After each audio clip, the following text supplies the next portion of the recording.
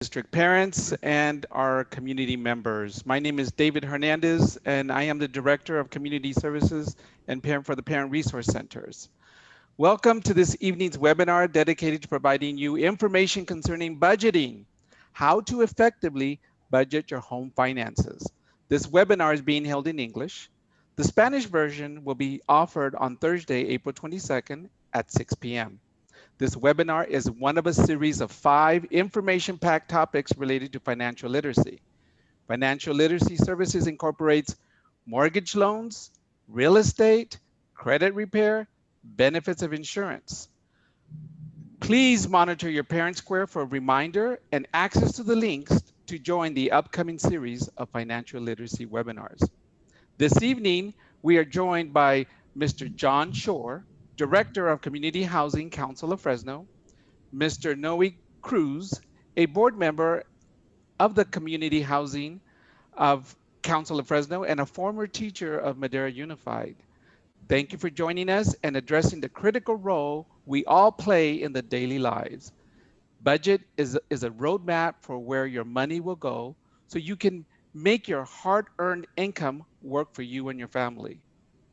If you have questions regarding information being shared through the webinar, please use the Q&A, which is a question and answer feature at the bottom of your screen.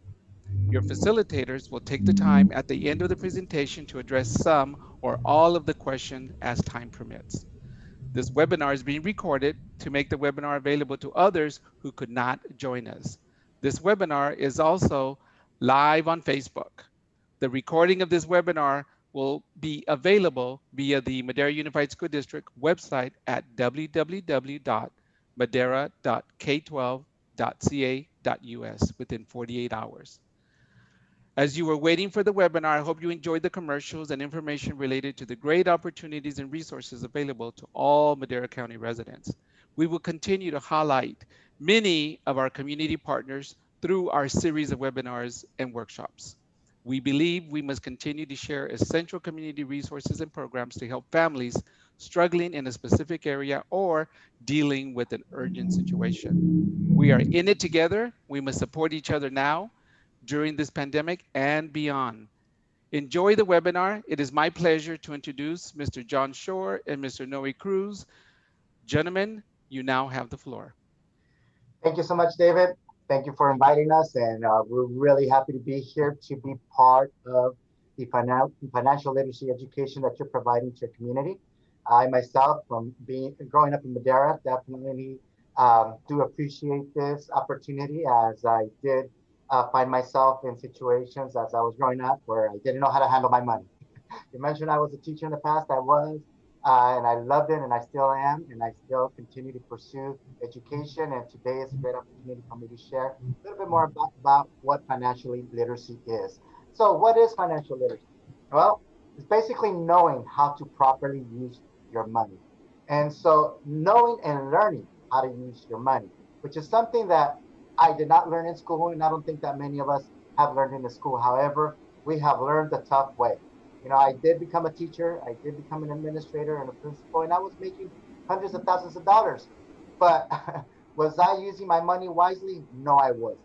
No, I wasn't. And that's because I lacked the financial literacy that I needed to be able to use all that money that I was making to invest it and to make financial decisions that were wise.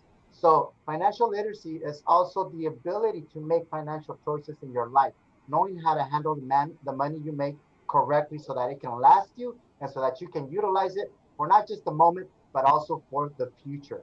Being able to accomplish your financial goals that you set when you're thinking about purchases that you want to make in the near future.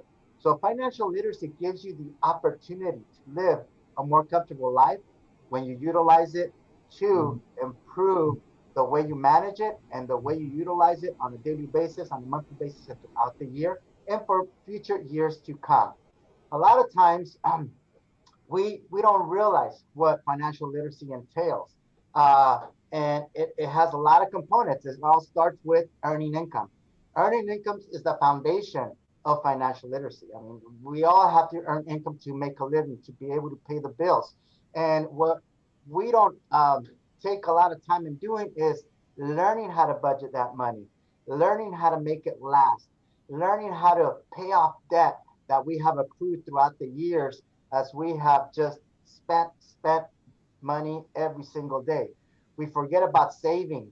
We forget about our future and putting away money aside so that we can be able to make those purchases that are going to help us live that comfortable life, be able to buy that car that's going to get take us from point A to point B without any difficulties. And learning how to invest, how to put your money away so that you can buy a house, so that you can have a good retirement. There are many reasons why financial literacy is very important, and these are just a few that I have mentioned that could potentially be some of those things that you want to look at and get really good at so that you can be more in tune with how to use your money. Also, it also entails how to protect yourself from life's uncertainties, knowing how to plan, how to save up a little bit of money, and so that when an emergency happens, when you get into a car accident, when something an emergency happens, you have the money to pay off the bills. You know, like right now, we lived in the pandemic, and there were a lot of us that didn't have those savings to keep us going in life because we didn't think that it was ever going to happen. So those are some of the things that financial literacy entails. Now, uh, why is it so important that we all learn how to manage our money? Well, because you can have a low paying job or a high paying job. You can be a McDonald's worker, you can be the McDonald's manager, or you can be the CEO at McDonald's. Yet, knowing how to handle the money that you're making is very important because if you can't handle knowing how to manage $1,000, you're not going to be able to handle knowing how to manage $10,000. Making a lot of money doesn't automatically make you a good manager of your money. So financial literacy is for everybody that wants to have a comfortable life for many years to come. Without financial literacy, we waste our money. We go on spending sprees, and we don't, and our money doesn't last. But if we have it, our money will last for a very long time. This, and when we are able to have this financial literacy, we are able to afford all the better things in life that we've always wanted to have, like I said, buying a home, even having children, planning to have children, putting the kids through school, through college, or traveling. All of these things are important in people's lives. And so, whenever you have an opportunity to get a little bit more literate financially, take it because it's going to help you plan for the future, plan for your retirement, plan for the investments that are going to help you be able to live that comfortable life that you've always wanted to have and provide for your family and your kids. But most importantly, also give you the opportunity to be prepared for the life's uncertainties that sometimes we just can't handle, and we always have to call our family or friends so that they can help us financially get out of debt, get out of the emergency, or be able just to move forward. So, within the next 5 weeks, we're going to be providing you information regarding some of these components of financial literacy. Today, we have Mr. John Shore, who's going to be talking about budgeting. In the coming weeks, we're going to help you understand how you can get mortgage financing so that you can buy yourself a home. We're going to share with you the different programs that are out there for you to be able to buy a home. You know, a lot of people think that it takes a lot of money to buy a home. Well, there's programs out there. Do you know that you can buy a $300,000 home with a down payment that's as little as $3,000? Well, yeah, there is those kind of programs, and we're going to be sharing those kinds of things with you. We're going to help you understand what the buying and selling real estate process is like right now, with the way the market is, with the high prices that we have, with the shortage of homes, and the high demand that we have of homes. So right now, it's a very unique situation that we're experiencing in real estate, and we're going to help you understand that so that you can be empower yourself and be able to attain that American dream that many people have in owning their own home. In addition, a lot of people that come to us tell us, well, we can't buy a home because our credit is not any good. Our credit is shot. We have derogatory items. Well, we'll help you be able to understand how it is that you can build up your credit and have the credit score that's going to get you a good interest rate and help you be able to make the purchases that you've always wanted. So we're going to have a credit repair person, expert, come here and share with you that information. And last but not least, benefits of having insurance. You know, emergencies do happen, and sometimes we're not ready for them because we don't know when they're going to happen. Well, having insurance is definitely a key component that can help you get through those difficult times and those hardships that you have during an emergency. So we're going to be talking about that as well. So we hope to see you here throughout the 5 weeks that are coming up so that you can learn all these different things that can empower you to be able to manage, to be able to attain your goals, and to be able to live a more comfortable, secure life for many years to come and even have a really good retirement. So today we have John Shore, who has been in the real estate industry for over 35 years, selling real estate and also doing mortgage loans. He also had his own mortgage company. However, recently in the last 11 years, he has been the executive director for the Community Housing Council of Fresno, which has helped hundreds and hundreds of families attain and achieve the American dream of buying their own home by helping them be able to manage their money, be able to budget, be able to plan and invest. And not only that, helping them be able to build up the credit and the financial ability to be able to make a home purchase. John holds a real estate license as well as a mortgage license. He trains a lot of professionals and has taught many mortgage loan officers finances of both has taught here in Fresno at Fresno City College and also worked for GMAC Real Estate as a national trainer. So he's very, very savvy in what he talks about. But one of the things that I like the most about John is that he's here for the community. As the director of the Community Housing Council, his heart is where it needs to be in helping people that have a need, and helping people that want to help their families. He's there to help them. And today he's here to help all of us understand how to budget and how to create a home budget and the importance of home budgeting. So, John, take it away, my friend. Well, thank you, Noe.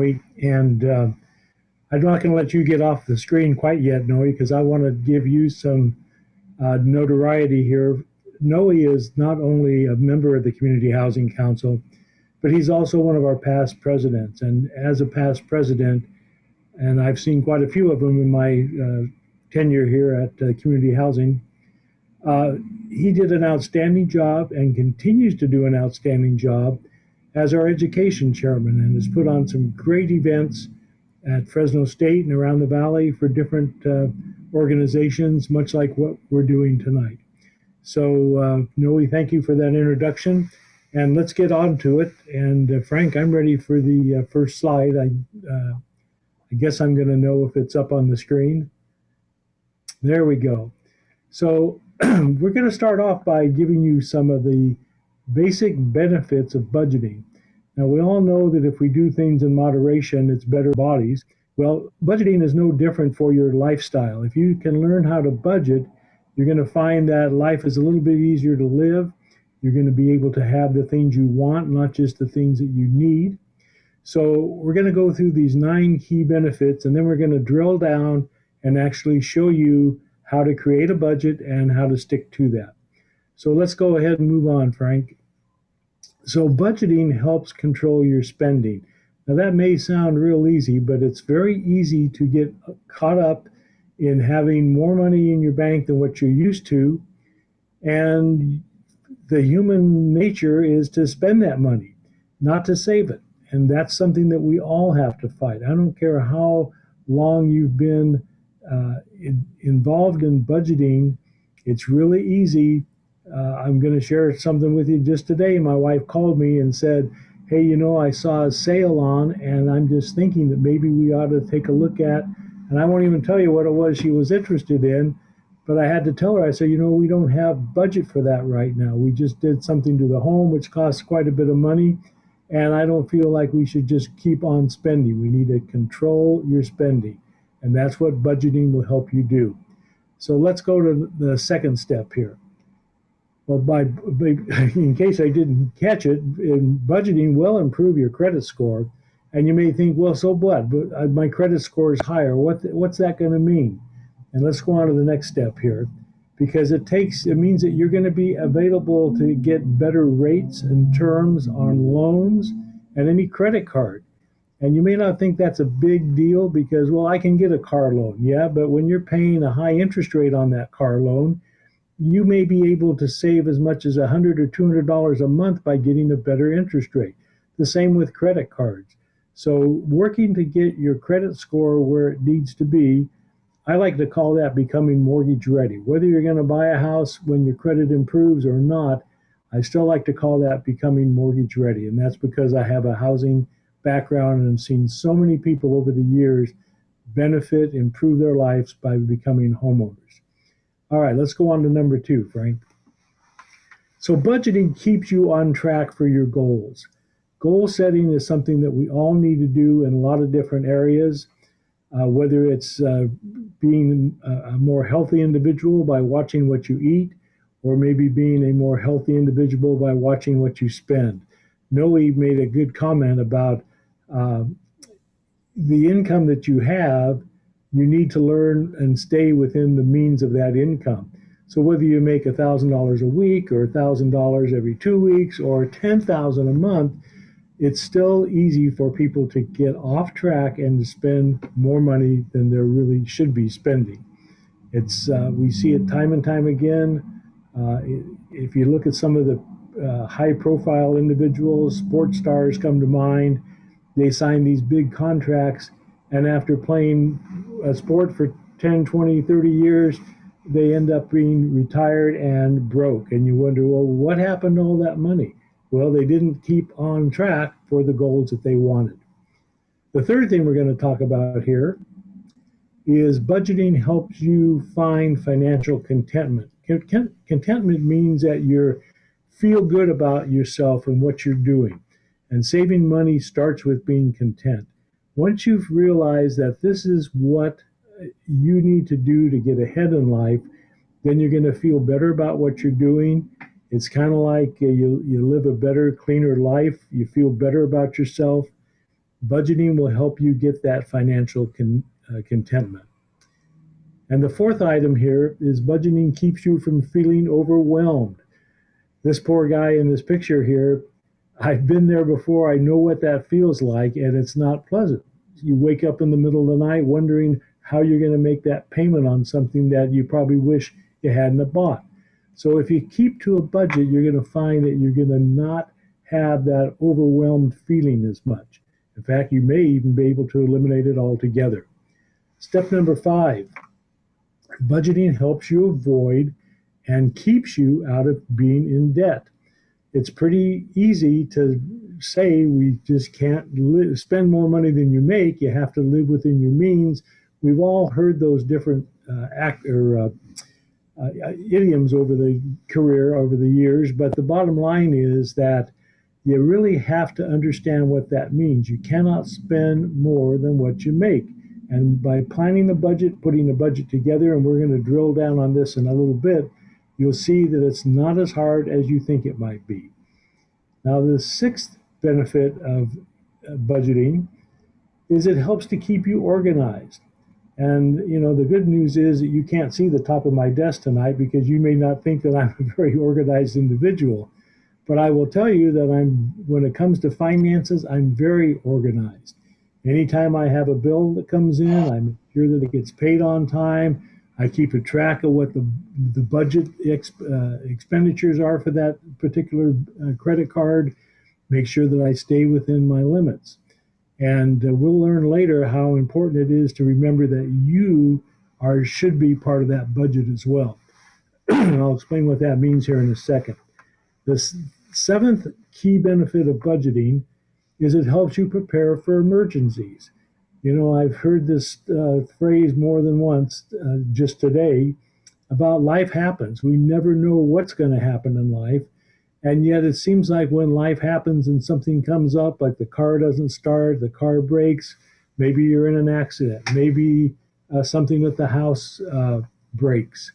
Just last night, my wife called me in a panic because she had somebody over at the house doing some work, and we live out in the country, and he broke a pipe and water was shooting all over the place. And I said, turn the water off, and when I get home, I'll fix it. That's being prepared for an emergency. Talk about being overwhelmed. She was just like beside herself. And but it was not that big of a deal because not only was I able to fix it, I had all the stuff I needed at home because I was prepared for emergencies. Being prepared financially is a big part of being prepared for any type of emergency. And number 8 is budgeting helps you save money. And well, of course it does. That's what budgeting is all about. And when you save money, all of a sudden you have, instead of saying, geez, I don't have a savings account, now you have a savings account. And it's fun to watch that account grow. It's fun to know that, hey, when that rainy day comes, when the car breaks, I've got a savings account that I'm going to be able to tap into. And we're going to talk about giving some advice on an emergency fund in just a minute. And the 9th key benefit of budgeting, I love this. The secret to getting ahead is getting started. You see, it all starts with you. You need to decide, hey, I've heard this speaker tonight, and I know that I haven't been faithful to a budget. In fact, I don't even have a budget. Well, we're going to get you started on that. And I have to tell you, it all starts from within. Anybody who's been a teacher knows that you can teach and give everybody the right amount of information to have the knowledge they need. But until they have that little light that goes off inside that realizes, hey, it has to start with you deciding you want to do it. I remember when I was in high school, I used to have a math teacher, and he used to tell me all the time, he'd say, sure, you can lead a horse to water, but you can't make him drink. And I love that saying. I didn't understand it at the time, but after I got a little older, then it made a lot of sense to me. Yeah, you can show the horse where the water is, but until the horse is ready to drink, they're not going to taste that water. Budgeting helps you get and stay ahead in life. So let's move on then to the next slide. And this is where I'm going to give you some important tips on making a family budget. So tip number 1 is, and Frank, go ahead, I'm ready for you. Yeah, we make a family budget. And why do we call it a family budget? Because it has to be everybody in the family. So whether you have just yourself or whether you have a spouse and 3 children, sit down with everybody at the table and let them know that we are going to together put together a family budget. Now, the importance of putting a family budget together is that if just you put the budget together and say, here's our budget and this is what we're going to live within, the other people that weren't part of that decision-making process have not bought into it. But if you let them be part of that decision-making process, it's going to be easier for them to understand that, hey, it's a family budget. We all need to stay within this budget. It's a family effort. I'm going to tell you a little story here about when I met my wife. She had 3 little boys, and I had never had children of my own. But one of the things I noticed when we started going out and dating is that she would say, hey, we're going to run over to Target tonight. Do you want to go with us? And I said, sure, I would be fine with that. Well, we would no sooner get out of the car in the parking lot and walking toward the door of Target, and the 3 boys would start on her saying, hey, Mom, can I get a toy? Can I get a toy? I'm sure you've all experienced that.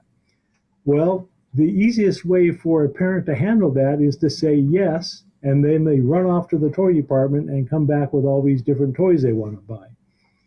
So I told Jackie, my wife, I said, you know, what we need to do is sit down and start a family budget. And we started this before we even were married. So we sat down at my table one night, our table, and I said, you know, boys, and these boys were young. We were talking about 10 and 12-year-old. And I said, when we go to Target and you want to spend money, we can't do that every time because we don't have the money to buy you a toy every time you want to go. So I said, I think getting a toy every once in a while when we go to Target is a good idea. So how much do you think we ought to put in the budget for that toy? And they thought a little bit, and we decided on a number, and I don't really remember what that number was now. But the thing is that they all agreed that that would be the number that we work with. Okay, great. So fast forward, we go to Target in the future, and they still got back to the old habit of saying, hey, Mom, can we get a toy? Can we get a toy? And I looked at Jackie and I said, remember the family budget? So she said, well, if you buy a toy tonight, then that'll use all your budget up. So the next time we come, you won't even want to look at the toys. And you know, it took about 2 or 3 trips to Target before the kids bought into that and realized that, you know, we're going to go look at the toys, Mom, but we're just going to be looking. And they went and looked, and they got the same satisfaction without having to ask, hey, can we get a toy? Because we all know how we get all those toys and they never get put away as well. So the first thing is to establish a family budget, include everybody in the family as part of that decision-making process. All right, let's go to step number 2 or tip number 2. Make sure to include all your expenses. One of the things that I've noticed that when I sit down with clients and help them put a budget together is that they will forget things that they're paying on. So one of the things that I like to do is I say, bring me your bank statement, because most of your expenses are going to go through your bank statement one way or the other. So let's see if we have got all those expenses down. And you would be surprised that sometimes people will forget about something that they pay on every month, but they just kind of forget about it because it's not that big of an expense. So by getting all of the expenses on your budget, it's going to be a better, truer, more true picture of what your real income and your expenses are. And step number 3 of making that family budget is to make sure that you include deposits into your own savings as one of them. Now, a lot of people will say, well, it's my money. Why do I have to put it in the savings account and count that as an expense? It's already my money. But this is how you develop a savings account. You know, one of the things that I sit down with people who want to buy a home and we take a look at their income, their debt. One of the things that keeps a lot of people from buying a home, not everybody, but I would say the greater majority, is that they don't have a savings account. They have good credit, they have good income, but they don't have any money in the bank. And we just heard Noe say that you could buy a house, a $300,000 house for as little as $1,000 down. That's honest to goodness truth. But if you don't have the $1,000, you're still not able to buy a home. So this is what's important about establishing a savings account. So every month you take a portion of your paycheck and you put it into your own savings account. Now, you don't have to use that to buy a home. If you already have a home, then use it for that emergency fund. Somebody just asked a question about how can we establish an emergency fund. So let's assume that you decide, okay, well, I'm going to take $25 out of every paycheck and put it into a savings account. And after a little while, you realize, well, you know, geez, I'm running out of money each month to pay my bills. Well, then back that 25 down to 20 or back it down to 10. But pick a number that you can live with. It's more important that you are faithful to your own savings account than it is to just say, well, we can't do that and quit doing it altogether. Let's look at number 4. Revisit and revise monthly. This is one of the hardest things to do because if you get started on a budget and you think you're doing pretty good, you say, well, we don't need to have a meeting. We're all kind of sticking to the budget. But if you actually sit down as a family, just like any other business would do, is to have a meeting of the board of directors on a monthly basis. And it's basically to see how are we doing financially. Well, it should be the same way in your family. You put a budget together, you want to sit down, look at those numbers, see how we're doing. Are we sticking to the budget? This is called revisiting. And if you need to revise it, if you need to change the amount that you're putting into savings, whether it's going to go higher or less, this is the revision part. Number 5 of making a family budget is remember that there are things that we want and then there are things that we need. And as easy as that is to say, our society just seems like it is built around making things easily available for you to purchase. True story. This afternoon, I saw that one of the people that I buy shirts from had a shirt sale on. So I spent a little time looking at their website, looking at the shirts that were on sale. And if my wife was watching, she would have said, you don't need any more shirts. You got more shirts than you know what to do with. And she's right. I don't need another shirt. But I, wouldn't mind having something that's newer. Well, then I started thinking, no, I need to be happy with what I have. So I got off that website.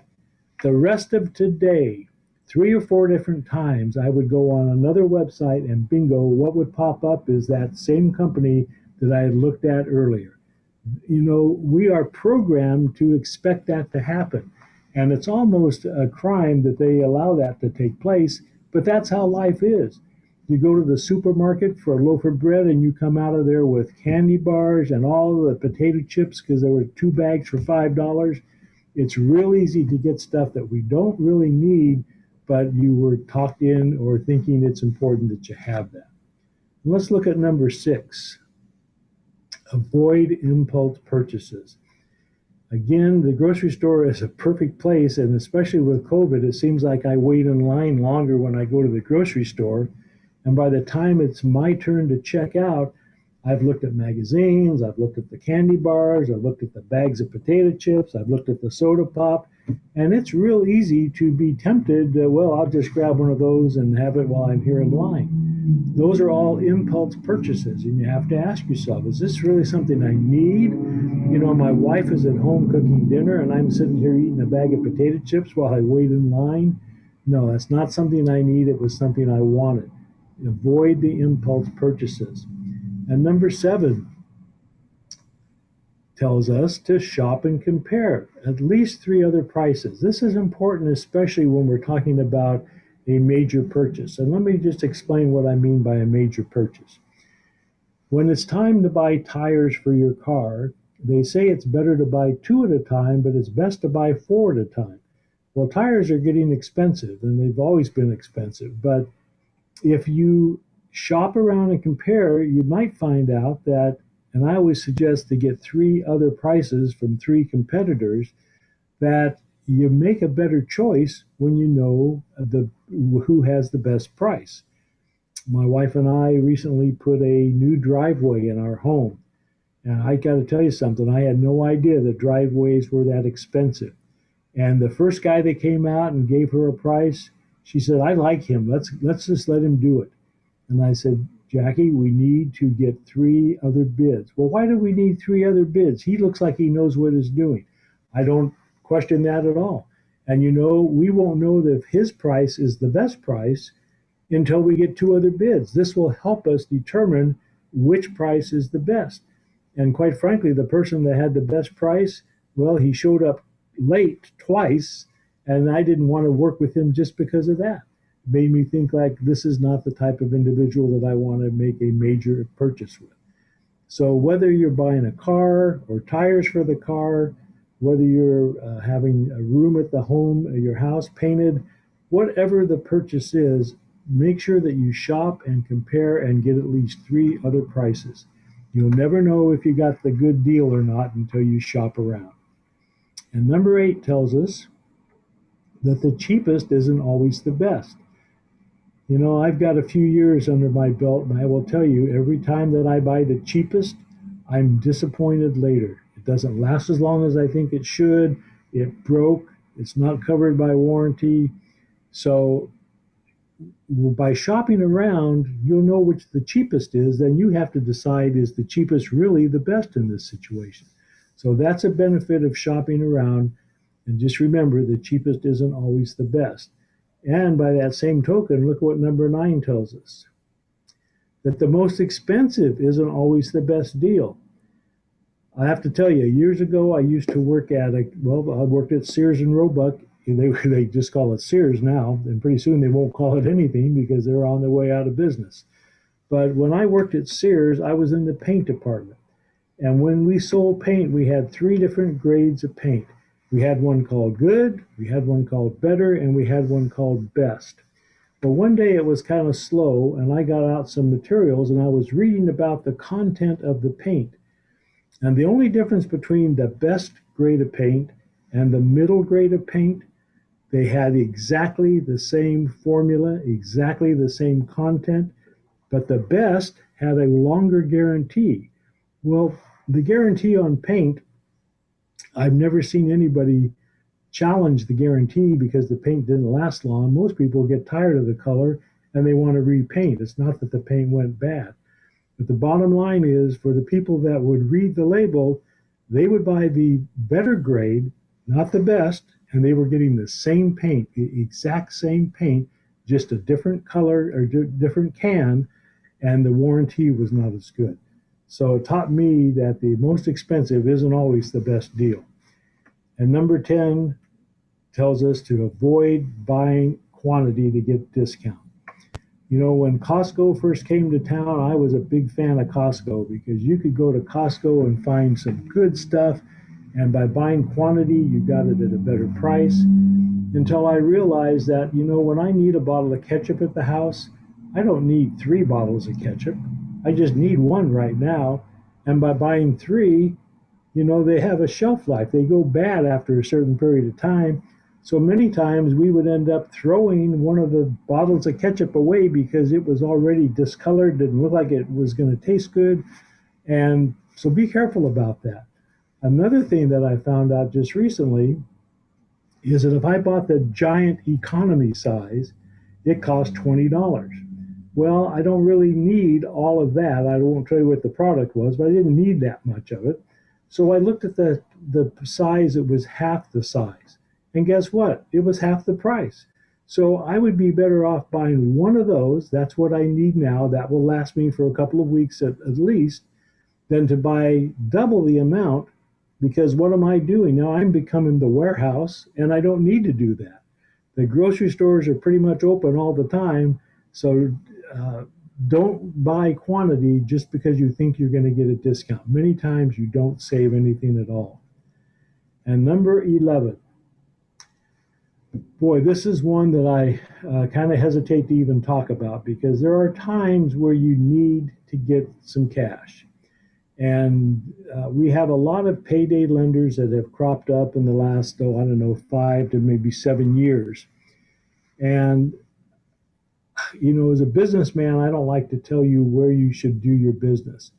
But I will tell you that I have had many people come into my office for help on getting a budget put together. And I will look at their credit report and I'll look at their income and their debt. And many, many times I will see that they have 3 or 4 loans with a payday lender. And if you haven't used a payday lender, they basically will loan you money based upon the fact that you're going to give them a post-dated paycheck or post-dated check. So what happens is they'll, let's say, and I think the amount of money they'll give you is like $250, but you have to write the check for $300. So you write a check for $300, they give you $250, and you're thinking, well, okay, they're charging me $50. That's not that bad. But when you sit down and do the math on how much interest rate you're paying, that alone is over 250% interest. Now, do you ever see a sign in their store that says, you can borrow money here for 250%? No, you don't see that because number one, they don't have to tell you. And number two, they would know that you would think twice before you took out a loan from a payday lender. But what really happens to a lot of people is on payday, when that check they gave them a week earlier, you had to use that money for something else. So when they go to cash it, the check is no good. Now that 250% interest rate is now over 400% with all the fees they charge. I have to tell you something, that if you have to use a payday lender, make yourself realize that this is why I need to get on a budget. This is why I need to have my own payday lender, which is your savings account. Because that way, if you can't pay it back, there's no penalties, no fees. Just be careful with payday lenders. They are legal, but they're not, in my opinion, they shouldn't be. But I understand that when you need money and don't have what it takes, or don't have a credit card, actually what you need to remember is this is one of the reasons why I should have listened and made a family budget. So these are the things that I think are the basic needs in putting a family budget together. The benefits, how to put that budget together. And I'm hoping that Frank has the form that we use here in our office for putting a family budget together. Did we get that form to Frank? It doesn't look like it. So we have a document. And, give me a second. I'll post it up in a second. Oh, do you have it? Okay, great. He has it. We have a form that if you would like to get a copy of this, just let us know. We'll get your email it to you, or we'll have it available at the school one way or another. We'll get you a copy. But this is a document that when you come to my agency to get help in putting a budget together, the first thing the counselor will do is pull out this document, and it's called a budget. And sometimes we like to call it a crisis budget, because usually when you realize I need help, it's because there's some kind of a crisis going on in your life. It may be that you are struggling by making the house payment. There it is. It's called a monthly budget worksheet. And this is the document that we use. This is the document that HUD likes us to use. Our agency is a HUD approved agency. HUD is the arm of the federal government that is in charge of housing and urban development, as well as fair lending and fair housing. So you can see on the left side of this form, it has your basic living expenses, all of those things that you have to pay out monthly to keep their phone from ringing, meaning that the bill collectors will call if you don't make that payment. I remember a joke I heard years ago that a comedian said, you know, I didn't think I had any friends because nobody would ever call me. And then I missed a house payment and the phone rang off the hook. Well, those are not the type of friends you want, but those are the type of calls you'll get. This is why it's important to make a list of those basic living expenses that you have. And we have a lot of empty slots there at the bottom because there may be some things that you have that we didn't think of. But when we sit down with a client and put this budget together, we ask them to bring their bank statements with them, and we ask them to be very honest with us. And notice the very last thing on that left-hand side, it says money put into savings. That's the part where you have to pay money to yourself to get that savings account started. The right-hand side is simply the debts. This is the money that you owe. This is the money that you need to pay in order to have that phone not ring and have it be a bill collector calling you. So again, we have a lot of empty slots on there because you may have some other debts that we haven't listed here. This is what makes this a personalized budget just for you.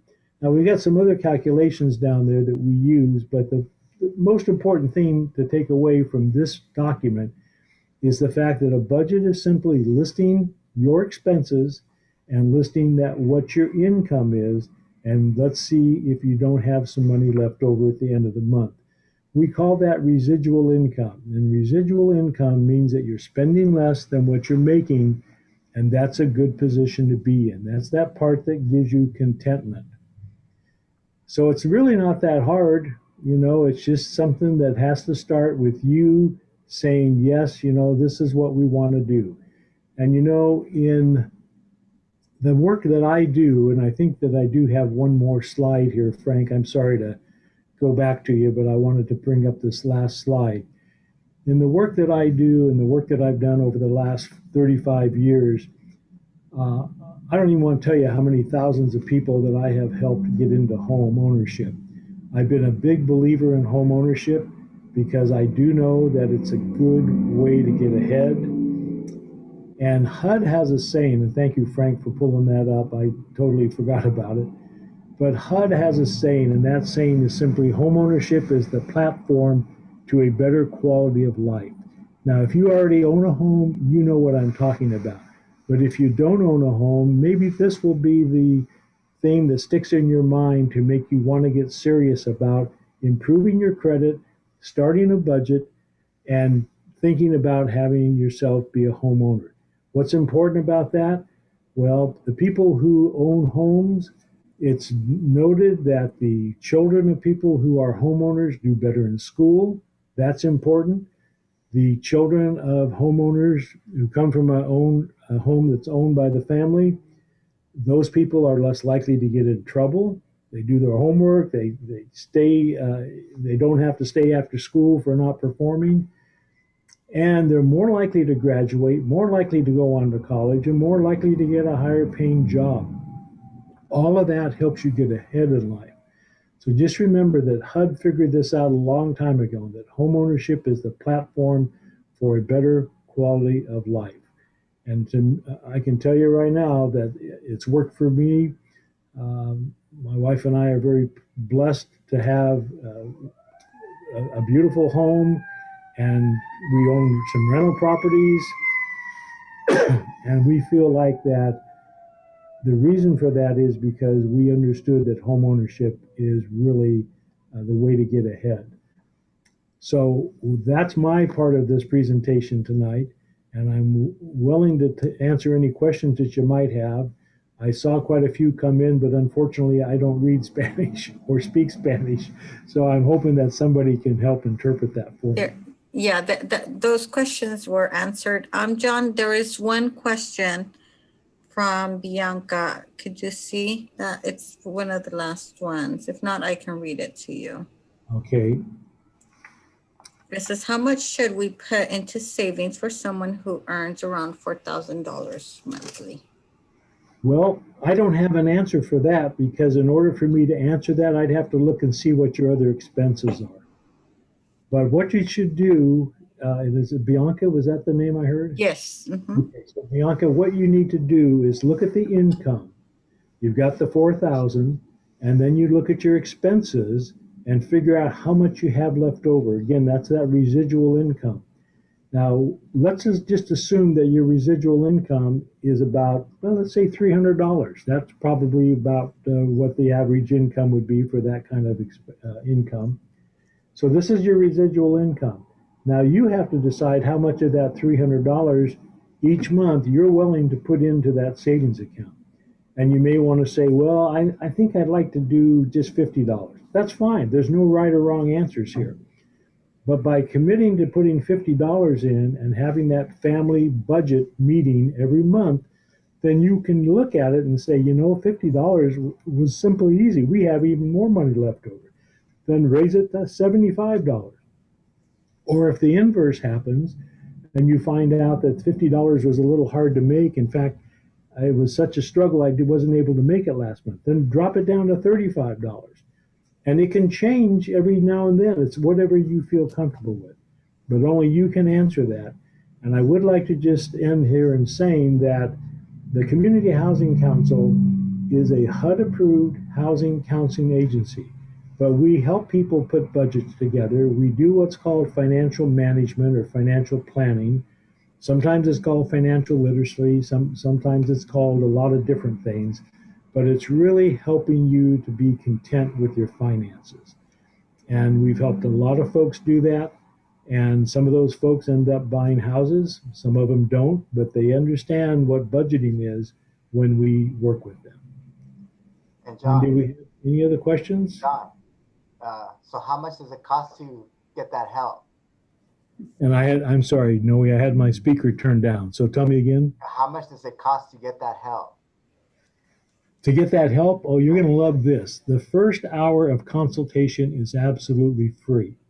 So if somebody wants to just come in and spend an hour with a counselor, bring their bank statements, we do have some paperwork we have to fill out because HUD does pay us to help people at no cost.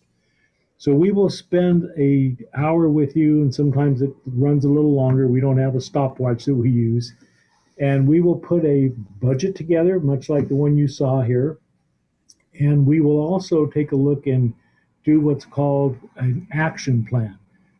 HUD is real big about everybody that we help. We have to put an action plan together. And an action plan is simply, here's what I'm going to do for you as a counselor, and here's what you need to do for yourself. And we'll put that in writing. You sign it, I sign it. And then when we get together in the future, we'll take a look and see if you kept your part of the deal and I kept my part of the deal. Now, I will tell you that after the 1 hour of free consultation, and again, we don't have a stopwatch, so if it takes 2 hours, okay, so it be. We don't charge for that first period. After that, it's $20 an hour. But here's the neat thing. I will have to tell you, I'm going to tell you a little story about a lady named Bertha. Bertha I knew because she worked at another agency here in town, and we had a project that went on together. And after that project was over, she called me and she says, you know, John, I think I'm going to want to buy a house. And I said, Bertha, I can't believe you didn't own a house. You know so much about housing. And she said, no, I've never owned a house. I said, well, why don't you come in, sit down with me, and we'll take a look at your situation. She came in, we ordered a credit report, Bertha needed some help because her credit wasn't where it needed to be, so we helped her with that. And again, the first hour was free. I told her, here's what I want you to do. Here's your action plan. And call me in 90 days. Let me know how you're doing. And then come back in and we'll take a look. 90 days, I didn't hear from her. She called and she said, well, okay, now I'm ready to come back in. She came back in. I charged her $20 for another session. And we got her credit, and credit scores started coming up.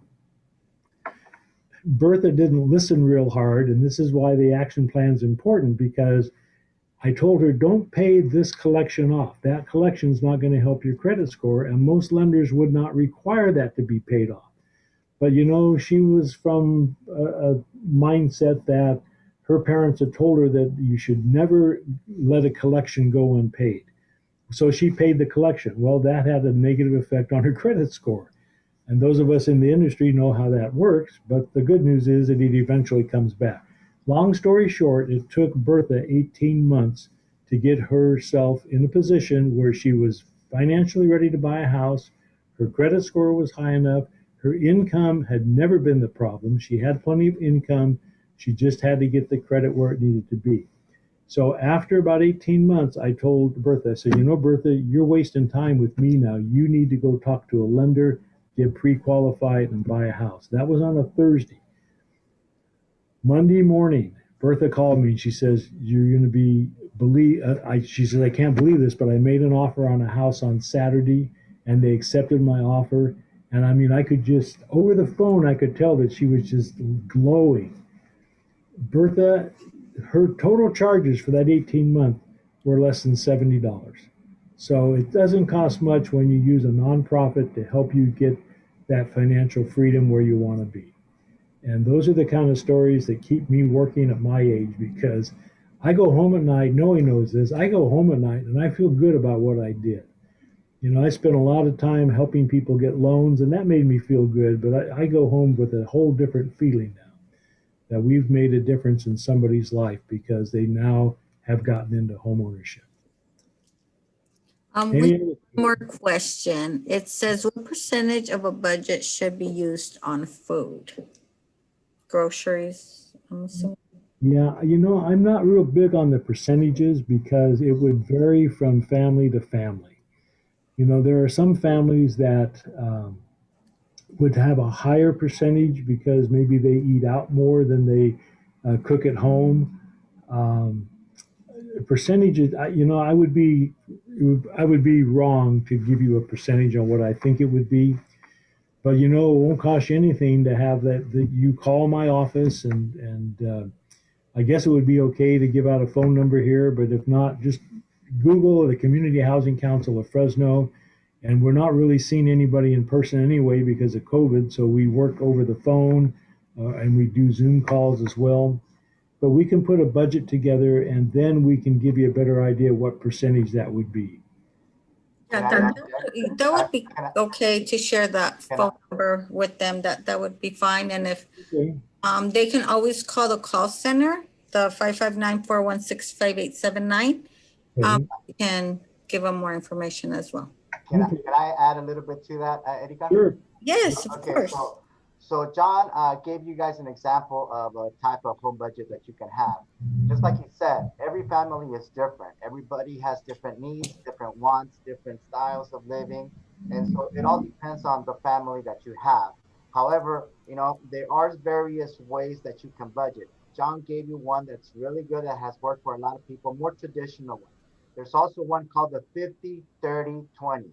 50% goes to your needs, what you really need, like your bills, like what you need to live, like food. Your want, 30% is your wants, what like your clothing, things that you don't really need. And then 20% is your investments or your savings. If you can keep yourself within the 50-30-20 percentages, you're going to have a healthy budget. However, it needs to match your lifestyle, what you have with your family. There's also a different type of budget where some people have little envelopes: rent, groceries, entertainment, and they put cash in each one of those envelopes, and that's the only cash they have for those different things, for those different items, for the needs, the wants, the savings. And so when that money runs out, that's it. You don't get any more. Slices of air is all you're going to have to eat after you run out of the grocery money. But it all depends on your lifestyle, your family, where you have the most needs, where you have the most wants, and you just have to structure it where it's going to meet your needs. It's just like John said, if it doesn't work the first week, readjust. Take a look at it weekly and modify it. You know, I became a principal, was making $100,000, and I was living paycheck to paycheck to the point that I had to get a credit repair person to help me with my budget. That wasn't good because I had not learned about financial literacy. And so, you people that are here watching us, share it with your kids. Have a family conversation, just like John said, so that they can get some education and so that they can start seeing the value in learning how to budget and learning how to make your money last. You know, the budget that he shared didn't include money that you spent for Christmas, for holidays, for even vacations. I'm sure that all of you want to enjoy that. So add it to that budget. Yes, it may not get you where you want to be, but you're going to get better and better and better until eventually you're going to live the lifestyle that you want to live. And not only that, but you're going to have savings and you may even go into investments and have a really good retirement. So take a look at your own personal way of living and then adjust your budget so that it meets your needs and your family's needs. We do have one more question. It says, do you have to qualify to sit with that financial counselor for 1 hour? Nope. All you got to do is call. We'd be happy to have you meet with a counselor over the phone. The Community Housing Council of Fresno is a nonprofit organization here to help the public who has needs with budgeting and who have plans in home ownership. And so that's what they're here for. Not only that, but they provide a lot of other services supporting people that are getting ready to lose their home, those that are not being, that have fallen behind on their mortgage or rents. They can provide assistance in that sense as well. So it's not just for budgeting, but many different aspects of home ownership that can impact a family. Okay. All right. So it looks like that's all the questions oh wait, there's one more coming in. Some banks offer free savings account for minors. Which would you know which bank? Off the top of my head, I don't know, but that's a good program, whoever it has. And I would shop around because if one bank offers it, I wouldn't be surprised that if another bank. And it really doesn't cost any money to open a savings account. So when you say it's free, they're all free, I guess, if you look at it from that standpoint. I know that EECU, if you, as a credit union, EECU does offer under 18 free accounts, but the parents have to be on it too. So, but yeah, that's one that I know. So I don't know if any other credit unions act the same way, but I know that EECU does that. Educational Employees Credit Union.